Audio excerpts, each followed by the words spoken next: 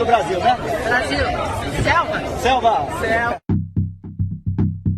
Os indícios de envolvimento direto ou indireto do Exército Brasileiro no 8 de janeiro estão cada vez mais evidentes. Que não tiraram. Não tiraram o quê? O acampamento? Porque não foi permitido pelo Comando Militar do Planalto. E em um grupo específico do Exército, os rastros são gritantes. Forças Especiais. Forças Especiais. Comando de Operações Especiais, o COPESP. O Comando de Operações Especiais, conhecidos como Forças Especiais ou Kids Pretos, é a elite de combate do Exército. Seus membros são altamente treinados em ações de sabotagem e de incentivo à insurgência popular. E você vai buscar os dissidentes, as pessoas descontentes, né? Porque sempre tem. Você vai recrutar essas pessoas e vai instruí-las para que elas aprendam a ser combatentes. E aí você forma um pequeno exército com gente que não estava na conta, para poder causar danos para o seu inimigo.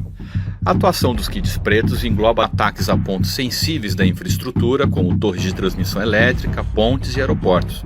Vale tudo para atingir o objetivo. Qualquer missão, em qualquer lugar, a qualquer hora e de qualquer maneira. Esses são lemas cultuados pelos soldados das Forças Especiais do Brasil. O sonho de Bolsonaro sempre foi ser um Kid Preto. Ele fez a prova de ingresso 2 vezes e foi reprovado em ambas. Mesmo assim, permaneceu sempre próximo dos Forças Especiais. E quando chegou ao poder em Brasília, cercou-se de pelo menos 26 Kids Pretos.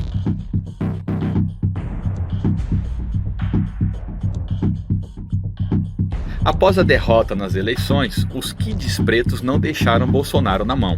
Entre dezembro e janeiro de 2022, Brasília foi palco de 2 eventos de natureza golpista, todos protagonizados por civis bolsonaristas acampados em frente ao quartel-general da capital, e todos com digitais de Kids Pretos.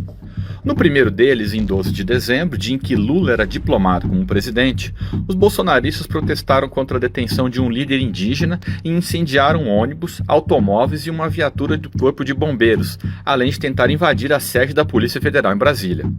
A Agência Brasileira de Inteligência detectou que entre os chavantes havia 3 Kids Pretos infiltrados. Segundo um agente da BIM que conversou com a Piauí, sob anonimato por não ter autorização da agência para se manifestar, tudo indica que os militares usaram esses indígenas como massa de manobra, já que em alguns casos o Estatuto do Índio atenua a responsabilidade civil e criminal. E, em janeiro, deu-se a intentona golpista, e Kids Pretos não deixaram de se manifestar publicamente. O general da reserva Ridalto Lúcio Fernandes, um Kid Preto que dirigiu o setor de logística do Ministério da Saúde no governo Bolsonaro, divulgou um vídeo em suas redes sociais. Quer dizer que eu tô arrepiado aqui. Só acabou de travar a batalha do gás lacrimogênio. Pelo Twitter, o coronel José Placídio dos Santos apelou ao general Júlio César Arruda, então comandante do Exército e também Kid Preto. Pediu que se rebelasse contra Lula. De Portugal, o coronel Fernando de Galvão e Albuquerque Montenegro, outro Kid Preto, também tentou insuflar os golpistas. Além disso, os vídeos do 8 de janeiro mostram ações próprias de quem teve treinamento militar. A posse e uso de granadas tipo GL-310, chamadas bailarinas, usadas pelo Exército para treinamentos militares, inclusive nos cursos dos Kids Pretos. As polícias do Senado e da Câmara não possuem esse tipo de granada, nem a PM do Distrito Federal. A ação coordenada para derrubar os gradis, com pessoas empurrando em lugares diferentes ao mesmo tempo, o uso dos mesmos gradis como escada para transitar entre os níveis dos diferentes prédios da Praça dos Três Poderes. A divisão quase harmoniosa dos golpistas em 3 grupos ao chegar à Praça dos Três Poderes. Um grupo vai em direção ao Congresso, outro se dirige ao STF e um terceiro caminha para o Palácio do Planalto. Isso, segundo especialistas, denota planejamento, contrariando a tendência natural de toda a multidão de caminhar unida. A procura imediata por mangueiras de incêndio, que espalham água pelo ambiente e minimizam os efeitos do gás lacrimogêneo, o uso de luvas de couro para tirar de volta as bombas de gás, que depois de quente, só podem ser recolhidas com luvas. As convocações dos golpistas antes do 8 de janeiro restantes, mas não recomendaram o uso de luvas. Depois da quebradeira, ainda na noite de 8 de janeiro, quando a PM tentou invadir o acampamento para prender os golpistas, o Exército formou um cinturão de soldados com blindados para proteger os manifestantes.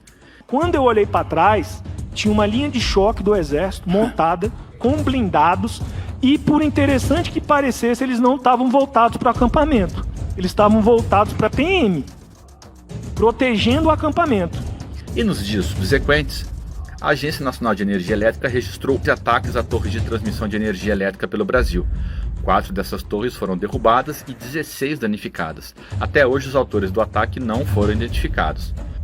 Apesar da onipresença no governo e as suspeitas de ações subterrâneas, os Kids Pretos compõem apenas 0,25% do contingente do Exército. Feliz é a nação que tem umas Forças Armadas e umas Forças Auxiliares comprometidas com a democracia e a liberdade, mesmo com o sacrifício da própria vida ou com a destruição da própria reputação.